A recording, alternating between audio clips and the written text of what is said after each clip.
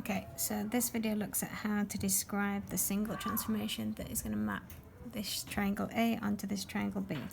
Now, both shapes are congruent, which means that they haven't increased in size, they haven't turned, all they've done is move around the page. So the A has moved to B, and we have to describe that movement.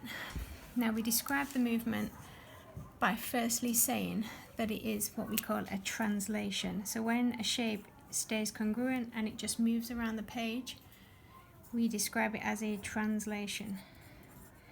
So the shape is translated from point A to point B, well, shape A to shape B, and then we have to describe how it's moved. Now we use that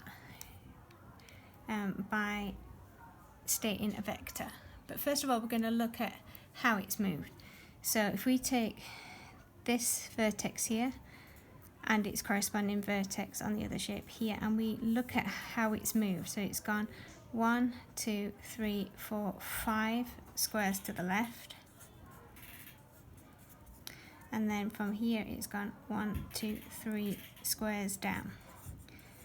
Now the examiner doesn't really want to see that you're writing 5 to the left and 3 down. He wants you to describe it using a vector. Now a vector has a number on the top and a number on the bottom. And if we have a look at the vector, then the number on the top, if the number is positive, then it's moving to the right. And if the number on the top is negative, it's moving to the left. Now the number on the bottom, if it's positive, it's moving up, and if it's negative, it's moving down. Now as our shape is moving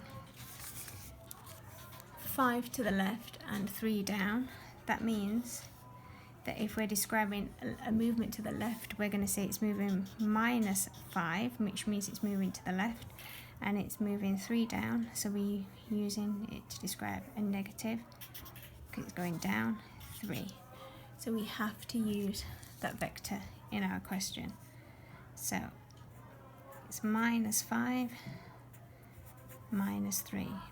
Do not leave it as 5 to the left, 3 down. They want to see it as a vector.